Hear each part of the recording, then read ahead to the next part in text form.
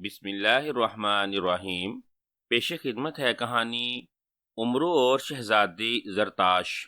عمرو نے ایک زوردار انگڑائی لی اور پھر کرسی سے اٹھ کھڑا ہوا، لیکن جیسے ہی وہ کرسی سے اٹھا اچانک اسے چکر آیا اور دوسرے لمحے وہ گھومتا ہوا دھڑم سے نیچے فرش پر گرا۔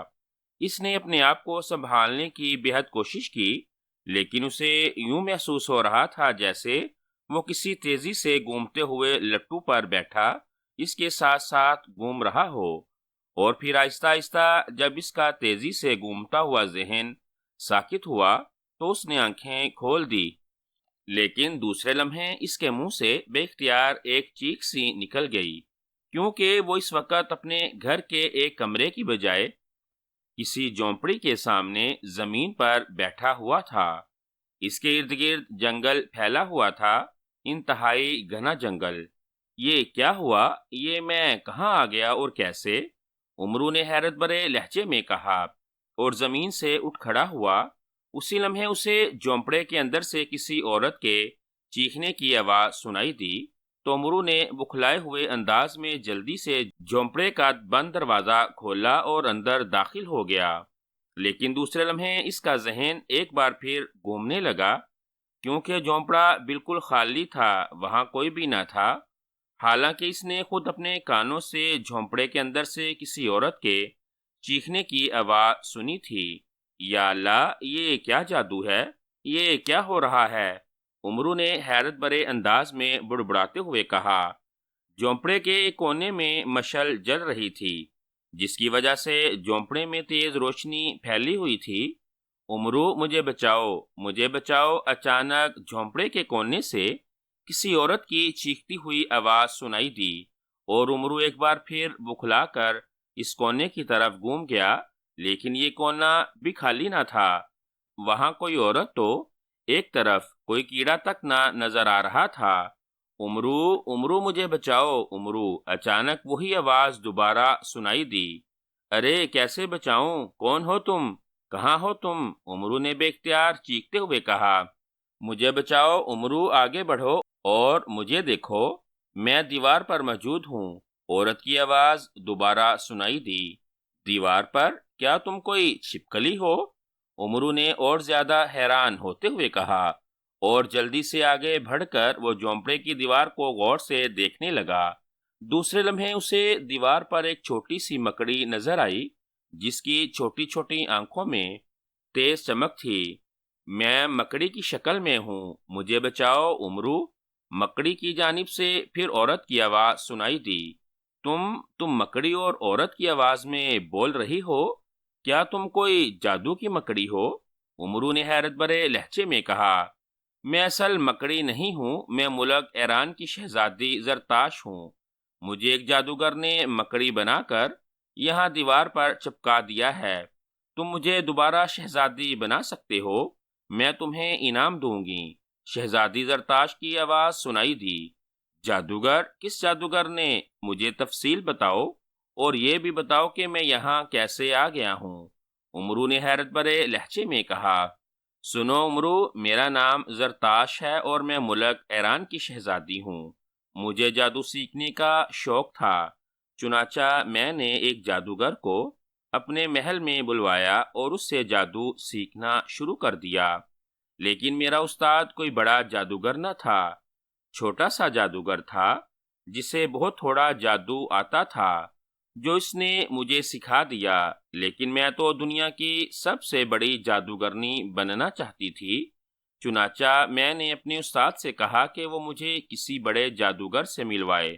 میرے استاد نے بتایا کہ اس جنگل میں ایک بہت بڑا جادوگر رہتا ہے، جس کا نام تاشورا جادوگر ہے۔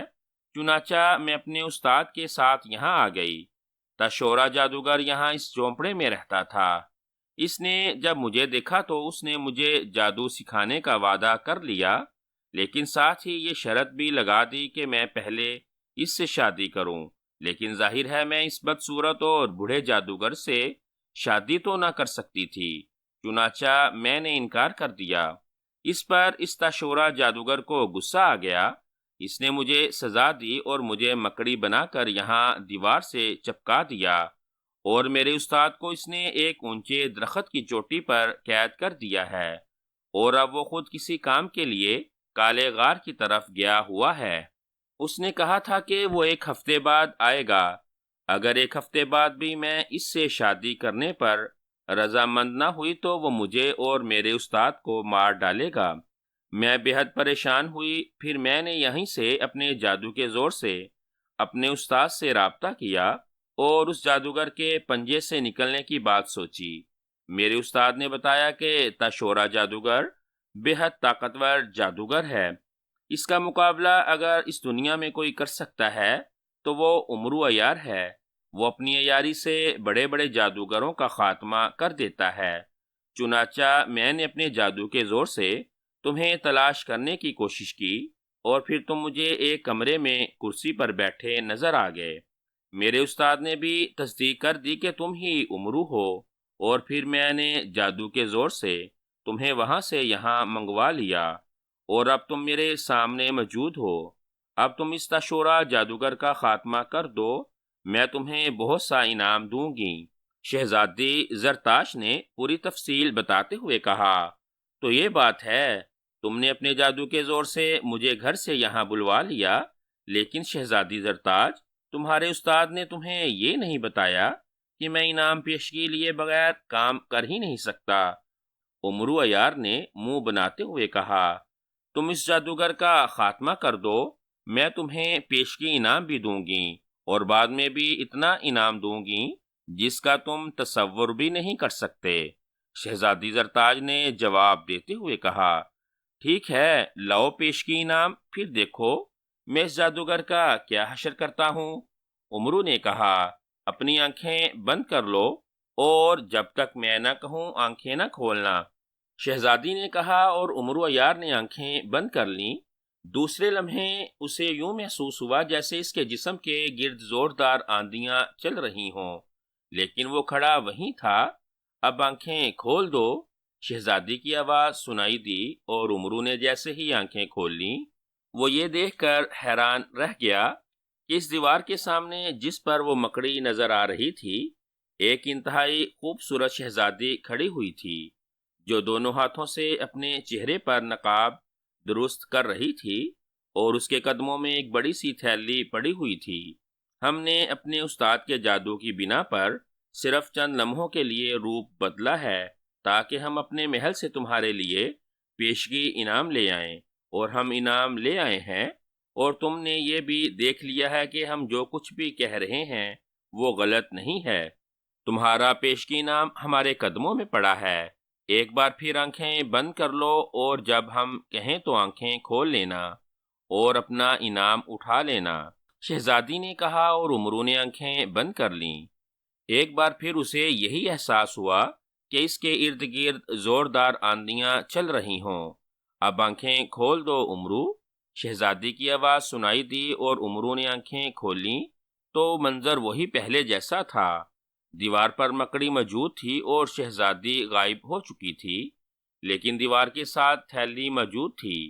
اپنا انعام اٹھا لو امرو، مکڑی نے کہا، اور امرو نے جلدی سے آگے بڑھ کر وہ تھیلی اٹھائی اور کھول کر دیکھا تو اس میں ہیرے جواہرات بھرے ہوئے تھے جو انتہائی قیمتی تھے۔ امرو کا دل خوشی سے اچھلنے لگا۔ اس نے جلدی سے وہ تھیلی اپنی زنبیل میں ڈالی۔ شکریہ شہزادی، اب مجھے بتاؤ کہاں ہے وہ تاشورا جادوگر، تاکہ میں اس کا خاتمہ کر کے تم سے مزید انعام حاصل کر سکوں۔ امرو نے کہا، تم جھونپڑے سے باہر جاؤ، میرا استاد جو درخت پر ٹنکا ہوا ہے تمہاری اس جادوگر تک رہنمائی کرے گا۔ شہزادی نے کہا، اور امرو تیزی سے مڑا اور جھونپڑے سے باہر آ گیا۔ باہر گپ اندھیرا تھا، ہاتھ کو ہاتھ سجائی نہ دیتا تھا۔ شہزادی کے استاد، کہاں ہو تم؟ مجھے راستہ بتاؤ تاکہ میں اس جادوگر تک پہنچ سکوں جس نے شہزادی پر ظلم کیا ہے۔ امرو نے اونچی آواز میں کہا، 10 قدم شمال کی طرف چل کر رک جاؤ، میں اپنے جادو کے زور سے اپنی آنکھوں سے روشنی پیدا کروں گا، اور تم اس روشنی میں چلتے جانا۔ جہاں جا کر یہ روشنی ختم ہوگی وہاں ایک غار میں وہ جادوگر موجود ہے، لیکن خیال رکھنا وہ بے حد طاقتور جادوگر ہے۔ ایک چیختی ہوئی آواز ایک اونچے درخت سے سنائی دی۔ تم فکر نہ کرو شہزادی کے استاد، تم بس مجھے اس جادوگر تک پہنچا دو، پھر اس کا خاتمہ کرنا میرا کام ہے۔ امرو نے کہا اور اس کے ساتھ ہی وہ 10 قدم چلتا ہوا شمال کی طرف بڑھ کر ایک کھلی جگہ پر رک گیا۔ اسی لمحے زرد رنگ کی تیز روشنی کا دھارا ایک درخت کی چوٹی سے نکل کر اس پر پڑا اور روشنی کا یہ دھارا دور تک چلا گیا۔ امرو نے دیکھا کہ یہ روشنی ایک آدمی کی آنکھوں سے نکل رہی تھی۔ اس آدمی نے دونوں ہاتھوں کو چہرے کے آگے عجیب سے انداز میں پھیلایا ہوا تھا۔ وہ سمجھ گیا کہ یہی شہزادی کا استاد ہے۔ اس روشنی میں آگے بڑھے چلے جاؤ امرو، تم تاشورا جادوگر تک پہنچ جاؤ گے۔ استاد کی آواز سنائی دی اور امرو تیزی سے اس روشنی میں چلتا ہوا آگے بڑھتا چلا گیا۔ کافی دور جانے کے بعد جنگل ختم ہو گیا اور پہاڑی علاقہ شروع ہو گیا، لیکن روشنی بدستور آگے جا رہی تھی۔ پھر امرو جب ایک وادی میں پہنچا تو روشنی اس قدر مدھم ہو گئی تھی جیسے اس کی طاقت ختم ہو گئی ہو۔ وہ سامنے غار میں جادوگر ہے، استاد کی آواز سنائی دی اور اس کے ساتھ ہی روشنی یک لخت غائب ہو گئی۔ لیکن چونکہ یہ کھلی جگہ تھی اسی لیے جنگل کی نسبت یہاں روشنی موجود تھی، اسی لیے امرو کو غار کا دہانہ نظر آ رہا تھا۔ امرو نے جلدی سے زنبیل سے چادر سلیمانی نکال کر اپنے اوپر اوڑھی اور غار کی طرف بڑھتا چلا گیا۔ غار میں تیز روشنی ہو رہی تھی۔ امرو اندر داخل ہو گیا۔ غار میں ایک انتہائی بدصورت آدمی ایک ٹانگ اٹھائے غار کی دیوار کی طرف منہ کیے کھڑا کچھ پڑھ رہا تھا۔ اس کے جسم پر سیاہ رنگ کا لباس تھا۔ چونکہ امرو نے چادر سلیمانی اوڑھ رکھی تھی اسی لیے نہ ہی جادوگر امرو کو دیکھ سکا اور نہ ہی اس کا جادو امرو کا راستہ روک سکا۔ جس دیوار کی طرف جادوگر منہ کیے کھڑا تھا اس دیوار پر کسی جانور کی کھال لٹک رہی تھی جس پر ایک عجیب سی شکل بنی ہوئی تھی، بڑے بڑے کانوں اور بڑے بڑے دانتوں والی مکروہ سی شکل جسے دیکھ کر ہی خوف آتا تھا۔ لیکن امرو یار جانتا تھا کہ یہ جادو کے دیوتا کی تصویر ہے اور جادوگر جادو دیوتا کے سامنے کوئی خاص طاقت حاصل کرنے کے لیے عبادت کر رہا ہے۔ تاشورا، ہم جادو دیوتا بول رہے ہیں۔ اچانک امرو نے لہجہ بدل کر باروب آواز میں کہا تو جادوگر بے اختیار اچھل پڑا۔ اس کے چہرے پر یک لخت انتہائی مسرت کے آثار نمودار ہوئے اور وہ جلدی سے جادو دیوتا کی تصویر کے سامنے سجدے میں گر گیا۔ میں آپ کا بے حد شکر گزار ہوں جادو دیوتا کہ آپ میری خاطر یہاں تشریف لائے ہیں اور مجھ سے بات کی ہے۔ یہ میرے لیے بہت بڑا اعزاز ہے جادو دیوتا۔ تاشورا جادوگر نے سجدے سے اٹھتے ہوئے کہا۔ اس کا رخ جادو دیوتا کی تصویر کی طرف ہی تھا اور اس کے چہرے پر بے حد عقیدت تھی۔ چونکہ جادوگر کو امرو چادر سلیمانی اوڑھنے کی وجہ سے نظر نہ آ رہا تھا اور پھر اس کے تصور میں بھی نہ تھا کہ کوئی آدمی اس علاقے میں اس کے جادو کے حصار توڑ کر اس غار میں آ سکتا ہے، اسی لیے وہ پوری طرح مطمئن تھا کہ اس سے بات چیت جادو دیوتا ہی کر رہا ہے۔ تم کیا چاہتے ہو؟ امرو نے اسی طرح روبدار لہجے میں کہا۔ دیوتا، میں چاہتا ہوں کہ میں شہزادی زرتاش سے شادی کر لوں۔ ایک تو تم مجھے شہزادی زرتاش سے شادی کرنے کی اجازت دے دو اور دوسری یہ کہ شہزادی مجھ سے شادی پر رضامند ہو جائے اور انکار نہ کرے۔ تاشورا جادوگر نے منت برے لہجے میں کہا۔ تم نے اپنی جان کس چیز میں رکھی ہوئی ہے؟ تاشورا جادوگر امرو نے پوچھا۔ دیوتا تو سب جانتے ہیں، پھر مجھ سے کیوں پوچھا جا رہا ہے؟ تاشورا جادوگر نے چونک کر کہا۔ اس کے لہجے میں شک موجود تھا۔ دیوتا تو سب جانتے ہیں لیکن دیوتا تمہارے منہ سے سننا چاہتے ہیں۔ امرو بھی عیار الزماں تھا، اس نے فوراً ہی بات بنا لی۔ ٹھیک ہے دیوتا، میں نے اپنی جان اندھے کنویں کی تہہ میں قید سرخ طوطے میں رکھی ہوئی ہے، تاشورا جادوگر نے جواب دیا۔ پوری تفصیل سے بتاؤ، امرو نے گرج کر کہا۔ اچھا دیوتا، یہاں سے کچھ دور بہڑ کے ایک پرانے درخت کے نیچے ایک بہت بڑا گہرا اندھا کنواں ہے۔ اس کنویں کی تہہ میں غار کا دہانہ ہے۔ اس غار کے اندر سرخ رنگ کے پنجرے میں سرخ طوطا موجود ہے۔ اس طوطے میں میری جان ہے۔ تاشورا جادوگر نے تفصیل بتاتے ہوئے کہا، تم نے اس کی حفاظت کے لیے کیا کیا انتظامات کر رکھے ہیں؟ امرو نے پوچھا، دیوتا یہ کیوں پوچھ رہے ہیں؟ تاشورا جادوگر نے ایک بار پھر مشکوک لہجے میں کہا، اسی لیے کہ شہزادی زرتاج سے تمہیں شادی کی اجازت دینے سے پہلے ہم تمہارے حفاظتی اقدامات کو اچھی طرح جاننا چاہتے ہیں۔ کہیں ایسا نہ ہو کہ کوئی اس طوطے کو مار ڈالے اور شہزادی بیوہ ہو جائے۔ امرو نے فوراً ہی بات بناتے ہوئے کہا، اچھا دیوتا میں بتاتا ہوں، اندھے کنویں کے گرد جو منڈیر ہے اس کے اوپر میں نے کالے جادو کی مدد سے نظر نہ آنے والی چھت بنا رکھی ہے تاکہ کوئی اس کنویں کے اندر نہ جا سکے۔ کنویں کی دیواروں کے ساتھ بڑے بڑے خوفناک اژدہے چمٹے ہوئے ہیں۔ کنویں کی تہہ میں کالے ناگ موجود ہیں اور غار کے دہانے پر میں نے آقا جادو کا پردہ تان رکھا ہے، اور اندر غار میں ٹٹاشو بت اس پنجرے کی حفاظت کے لیے موجود ہیں، اور پنجرے کو میں نے اکاس درخت کی لکڑیوں سے بنایا ہے جس پر کوئی جادو اور کوئی ہتھیار اثر نہیں کر سکتا، اور نہ اس پنجرے کو کھولا جا سکتا ہے اور نہ طوطے کو مارا جا سکتا ہے۔ تاشورا جادوگر نے تفصیل بتاتے ہوئے کہا، سنو تاشورا، اگر تم شادی کی اجازت چاہتے ہو تو اس طوطے کو وہاں سے نکال کر یہاں اس غار میں لے آؤ فوراً۔ امرو نے کہا، او دیوتا یہ کیسے ہو سکتا ہے؟ یہ تو جادو کے خلاف ہے۔ تم دیوتا نہیں ہو سکتے ورنہ تم ایسی بات نہ کرتے۔ تاشورا جادوگر نے کہا، اور پھر اس نے ہاتھ ہلا ہلا کر زور سے کوئی منتر پڑھنا شروع کر دیا۔ امرو سمجھ گیا کہ وہ اسے سامنے لانے کے لیے کوئی منتر پڑھ رہا ہے، اسی لیے وہ تیزی سے غار کے دہانے سے باہر آ گیا۔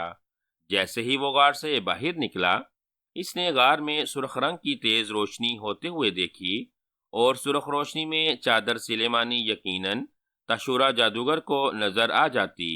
اب امرو کے لیے لازمی تھا کہ وہ جا کر پہلے اس طوطے کا خاتمہ کرے، پھر ہی اس جادوگر کا خاتمہ ہو سکتا ہے۔ بہرحال اب امرو اس بات سے مطمئن تھا کہ اس نے اپنی عیاری سے یہ معلوم کر لیا ہے کہ اس جادوگر کی جان کس چیز میں ہے۔ چنانچہ وہ دوڑتا ہوا تیزی سے آگے بڑھ گیا، اور پھر اسے دور سے بوہڑ کا گنا درخت نظر آنے لگ گیا۔ درخت کے نیچے واقعی ایک پرانا اور گہرا کنواں موجود تھا، لیکن امرو سن چکا تھا کہ اسے کالے جادو سے بند کر دیا گیا ہے، اور اندر بھی قدم قدم پر جادو ہے، اور ان کا مقابلہ کر کے ہی طوطے کو حاصل کیا جا سکتا ہے۔ اس نے زنبیل سے تختی دودی نکال کر ہاتھ میں پکڑ لی۔ تختی دودی، مجھے بتاؤ کہ میں تاشورا جادوگر کے سرخ طوطے تک کیسے پہنچ سکتا ہوں؟ امرو نے کہا تو تختی پر ایک تحریر ابھر آئی۔ امرو، کالے جادو کی کاٹ کے لیے تم اپنے دائیں ہاتھ کی تیسری انگلی پر زخم لگا کر اپنے خون کے 10 قطرے اس پر ڈالو تو کالا جادو ختم ہو جائے گا۔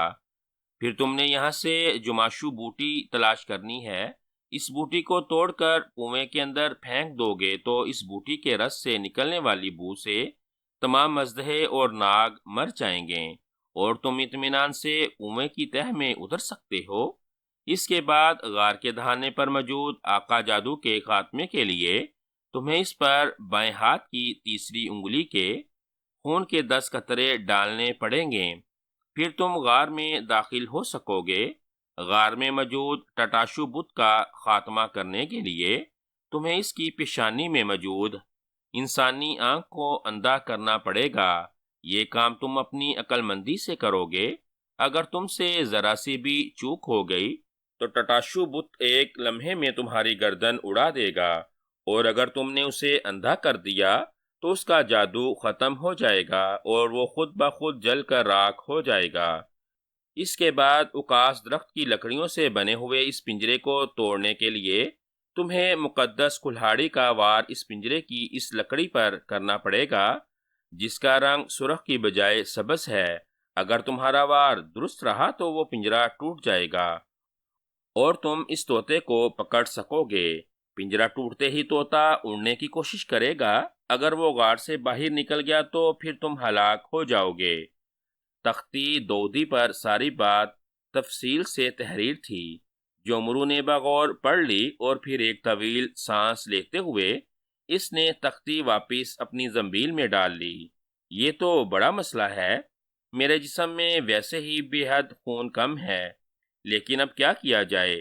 اب میں پیچھے بھی نہیں ہٹ سکتا کیونکہ پیشگی انعام لے چکا ہوں۔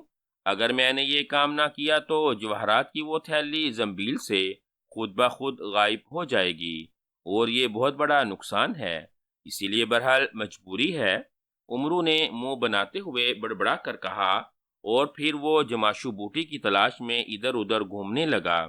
بوٹی تلاش کرتے کرتے صبح ہو گئی، اور وہ اسے تلاش کرتا ہوا کافی دور نکل آیا تھا، لیکن جماشو بوٹی اسے کہیں نظر نہ آئی تھی، اور ظاہر ہے اسے تلاش کیے بغیر وہ کنویں کی تہہ تک نہ پہنچ سکتا تھا، ورنہ اژدھے اور کالے ناگ اسے ایک لمحے میں ہلاک کر دیتے۔ چنانچہ وہ جماشو بوٹی تلاش کرتا رہا، اور آخر کار ایک جگہ اسے جماشو بوٹی کی بڑی بڑی جھاڑیاں نظر آ گئیں، تو وہ بے حد خوش ہوا۔ اس نے ایک بڑی سی جھاڑی توڑی اور اسے اٹھا کر واپس اس بوہڑ کے درخت کی طرف بڑھ گیا جہاں وہ کنواں موجود تھا، اور پھر کنویں پر پہنچ کر اس نے جماشو بوٹی کا ڈھیر ایک طرف رکھا، اور پھر زنبیل سے خنجر نکال کر اس نے ہونٹ بھینچے، اور خنجر سے اس نے اپنے دائیں ہاتھ کی تیسری انگلی کو ایک جگہ سے کاٹ دیا۔ اس کے منہ سے بے اختیار سسکاری سی نکل گئی، لیکن ظاہر ہے اسے یہ سب کچھ برداشت کرنا پڑا۔ زخم سے خون کے قطرے نکلنے لگے تو اس نے انگلی کنویں کے درمیان کر دی۔ انگلی کے زخم سے خون کے قطرے نکل کر نیچے گرنے لگے۔ جب 10 قطرے نیچے گرے تو ایک خوفناک دھماکہ ہوا، اور کنویں کی منڈھیر کے چاروں طرف سے دھواں سا نکلنے لگا، اور عمرو سمجھ گیا کہ منڈھیر کے اوپر موجود کالا جادو ختم ہو چکا ہے۔ اس نے جلدی سے ہاتھ واپس کھینچا اور خنجر واپس زنبیل میں ڈال کر اس نے زنبیل میں سے ایک مرہم کی ڈبیا نکال لی، اور اس میں سے مرہم نکال کر اس نے زخم پر لگایا تو دیکھتے ہی دیکھتے زخم ٹھیک ہو گیا۔ عمرو نے مرہم کی ڈبیا بند کر کے واپس زنبیل میں ڈالی، اور پھر ایک طرف موجود جماشو بوٹی کا ڈھیر اٹھا کر اس نے کنویں کے اندر پھینک دیا۔ جیسے ہی اس نے جماشو بوٹی کا ڈھیر کنویں کے اندر پھینکا، دھماکوں کی زوردار آوازیں سنائی دیں۔ اس کے ساتھ ہی اژدھوں اور ناگوں کی پھنکاریں بھی شامل تھیں، اور پھر کنویں میں سے اس طرح شعلے باہر نکلنے لگے جیسے یہ کنواں نہ ہو کوئی آتش فشاں ہو۔ کافی دیر بعد پھنکاروں اور دھماکوں کی آوازیں ختم ہو گئیں، اور پھر آہستہ آہستہ شعلے بھی بجھتے چلے گئے۔ کافی دیر گزر گئی تو سر آگے کر کے کنویں میں جھانکا تو اس نے دیکھا کہ کنواں خالی ہو چکا تھا، تمام اژدھے اور کالے ناگ غائب ہو چکے تھے۔ عمرو نے زنبیل میں سے رسی نکال لی، اس کا ایک سیرا بوہڑ کے درخت کی ایک موٹی سی شاخ سے باندھا، اور پھر رسی کو پکڑ کر وہ کنویں کی تہہ میں اترتا چلا گیا۔ تھوڑی دیر بعد وہ رسی کی مدد سے کنویں کی تہہ میں پہنچ چکا تھا۔ اس نے رسی کو ہاتھ سے چھوڑا اور غار کے دہانے کی تلاش شروع کر دی۔ چند لمحوں بعد اسے غار کا دہانہ نظر آ گیا۔ یہ دہانہ اس قدر تنگ تھا کہ آدمی رینگ کر بھی اسے پار کر سکتا تھا، لیکن عمرو جانتا تھا کہ اس پر جادو ہے۔ چنانچہ اس نے ایک بار پھر زنبیل سے خنجر سلیمانی نکالا، اور اس بار اس نے اپنے بائیں ہاتھ کی تیسری انگلی پر خنجر سلیمانی سے زخم لگایا، اور خون کے قطرے غار کے دہانے پر پھینکنے شروع کر دیے۔ جیسے ہی خون کے 10 قطرے دہانے پر گرے، ایک اور خوفناک دھماکہ ہوا، اور غار کے دہانے پر ایک لمحے کے لیے روشنی پھیلی اور پھر غائب ہو گئی۔ عمرو سمجھ گیا کہ غار کے دہانے پر موجود آقا جادو کا پردہ ختم ہو گیا ہے۔ عمرو نے ایک بار پھر خنجر سلیمانی واپس اپنی زنبیل میں ڈالا، اور وہی پہلے والی مرہم کی ڈبیا دوبارہ زنبیل میں سے نکال کر اسے کھولا، اور اس میں موجود مرہم اس نے اپنے بائیں ہاتھ کی تیسری انگلی کے زخم پر لگایا۔ مرہم لگتے ہی اس کا زخم نہ صرف ٹھیک ہو گیا بلکہ زخم کا نشان تک باقی نہ رہا۔ اس نے مرہم کی ڈبیا واپس زنبیل میں ڈالی، اور پھر اس نے زنبیل میں سے ایک تیر کمان نکال لی۔ اس نے تیر کو کمان میں جوڑا اور کنویں کے فرش پر لیٹ کر رینگتا ہوا غار کے دہانے کے اندر جانے لگا۔ وہ عمرو عیار تھا، اسے معلوم تھا کہ جب تک وہ سالم اندر نہ پہنچ جائے گا ٹٹاشا بت اس پر حملہ نہ کر سکے گا۔ اسی لیے جیسے ہی اس کا آدھا دھڑ اندر گیا، اس نے تیر کمان کو سیدھا کیا اور غار میں موجود ایک قوی ہیکل بت کی پیشانی پر موجود آنکھ کو نشانہ بنانے لگا۔ بت کی آنکھ بالکل انسانوں جیسی تھی اور وہ امرو کو دیکھ رہا تھا۔ بت کے ہاتھ میں ایک خوفناک تلوار تھی۔ امرو یار کو معلوم تھا کہ جیسے ہی وہ سالم دہانے کے اندر گیا، بت نے ایک لمحے میں اس خوفناک تلوار سے اس کی گردن اڑا دینی ہے۔ اسی لیے وہ اپنے جسم کو صرف اس حد تک غار کے اندر لے گیا تھا کہ اس کے دونوں بازو اندر پہنچ جائیں اور وہ تیر چلا سکے، اور پھر پوری طرح بت کی آنکھ کا نشانہ باندھنے کے بعد اس نے تیر چلا دیا اور پلک جھپکنے میں تیر کمان سے نکلا اور سیدھا ٹٹاشو بت کی پیشانی میں موجود اکلوتی آنکھ میں اتر گیا، اور تیر کی آنکھ میں اترتے ہی ایک خوفناک دھماکہ ہوا اور دھماکے کے ساتھ ہی ٹٹاشو بت غار سے غائب ہو گیا۔ امرو جلدی سے گھسٹ کر غار کے اندر داخل ہو گیا اور پھر اس نے اٹھ کر اور تیزی سے آگے بڑھ کر فرش پر پڑے ہوئے تیر کو اٹھایا اور کمان سمیت اسے واپس اپنی زنبیل میں ڈال لیا۔ امرو کا نشانہ بالکل ٹھیک لگا تھا، لیکن اس میں امرو کی اپنی نشانہ بازی کی مہارت کو اتنا دخل نہ تھا جتنا اس تیر کمان کی خصوصیت کو دخل تھا۔ بہرحال ٹٹاشو بت ختم ہو چکا تھا۔ امرو نے دیکھا کہ غار کی چھت سے ایک بڑا سا پنجرا لٹک رہا ہے، جس کی لکڑیاں تیز سرخ رنگ کی تھیں، لیکن درمیان میں ایک سبز رنگ کی لکڑی تھی، اور اس پنجرے کے اندر سرخ رنگ کا ایک بڑا سا طوطا موجود تھا جو اب امرو کو دیکھ کر پھڑپھڑا رہا تھا۔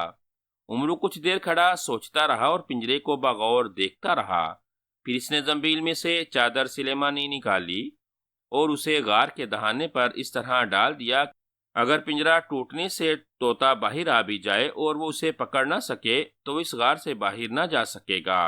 اس کے بعد اس نے زنبیل میں سے مقدس کلہاڑی نکالی اور پنجرے کے قریب جا کر اس میں موجود سبز لکڑی کا نشانہ لینے لگا، لیکن طوطے کے پھڑپھڑانے کی وجہ سے پنجرا بے حد تیزی سے ڈول رہا تھا اور امرو کو نشانہ لینے میں بے حد دشواری ہو رہی تھی۔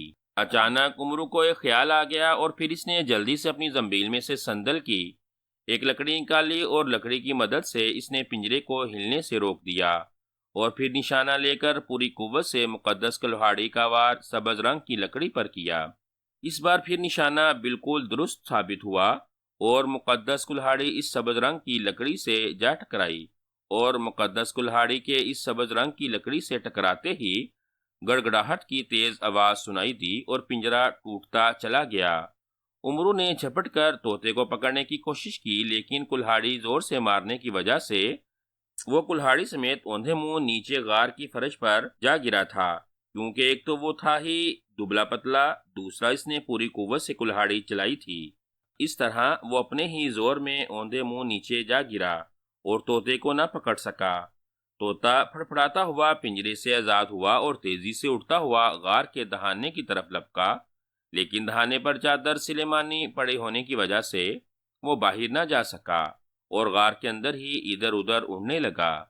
امرو جلدی سے اٹھا، اس نے مقدس کلہاڑی اور سندل کی لکڑی واپس زنبیل میں ڈالی اور پھر زنبیل میں سے جال الیاسی نکال لیا، کیونکہ اس کے بغیر اس وسیع و عریض غار میں اڑتے ہوئے سرخ طوطے کو وہ نہ پکڑ سکتا تھا۔ پھر اس نے جال الیاسی اڑتے ہوئے طوطے پر پھینکا تو طوطا خود بخود اس میں پھنس گیا اور امرو نے جال سمیٹ لیا۔ طوطا اس میں پھنس کر اس کے ہاتھوں تک پہنچ گیا اور امرو نے جال کے اندر ہاتھ ڈال کر مضبوطی سے طوطے کو پکڑ لیا۔ ابھی امرو یار نے طوطے کو پکڑا ہی تھا کہ اسے تشورا جادوگر کے رونے پیٹنے کی آواز سنائی دی۔ طوطے کو چھوڑ دو امرو، میں تمہیں دولت دوں گا۔ تشورا جادوگر کی منت بھری آواز سنائی دی، لیکن امرو یار جانتا تھا کہ یہ دھوکے باز ہے۔ جیسے ہی اس نے طوطے کو چھوڑا، تشورا جادوگر اسے ہلاک کر دے گا۔ چنانچہ اس نے پوری قوت سے طوطے کی گردن مروڑ دی اور طوطا فوراً ہی ہلاک ہو گیا۔ اس کے ساتھ ہی تشورا جادوگر بھی ہلاک ہو گیا۔ امرو نے جلدی سے جال الیاسی اور غار کے دہانے پر پڑی ہوئی اپنی چادر سلیمانی سمیٹ کر واپس زنبیل میں ڈال لی اور ایک بار پھر رینگتا ہوا غار کے دہانے سے نکل کر کنویں کی تہہ میں پہنچ گیا۔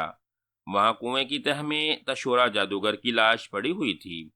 چادر سلیمانی کی وجہ سے وہ غار میں داخل نہ ہو سکا تھا، اس کی گردن ٹوٹ چکی تھی۔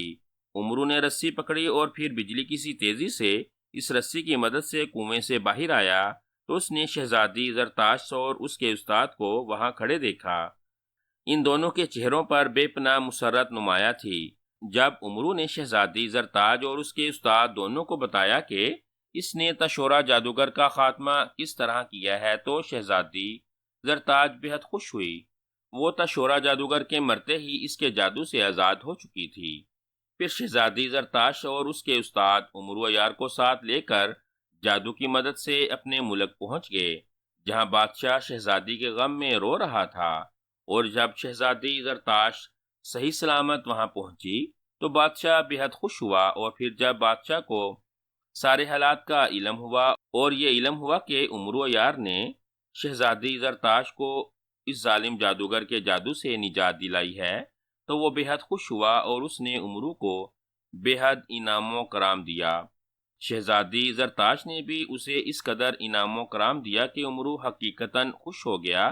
پھر کچھ دن وہاں رہ کر عمرو نے ان سے واپس اپنے ملک جانے کی اجازت چاہی تو شہزادی زرتاش کے استاد نے جادو کے مدد سے اسے واپس اس کے گھر تک پہنچا دیا، اور عمرو یار کی خوشی کے مارے بری حالت ہو رہی تھی کہ نہ صرف اس نے اس ظالم جادوگر تشورا جادوگر کا خاتمہ کر دیا تھا بلکہ اسے بے حد انعام و کرام بھی ملا تھا، اتنا جو اس کی توقع سے بھی زیادہ تھا۔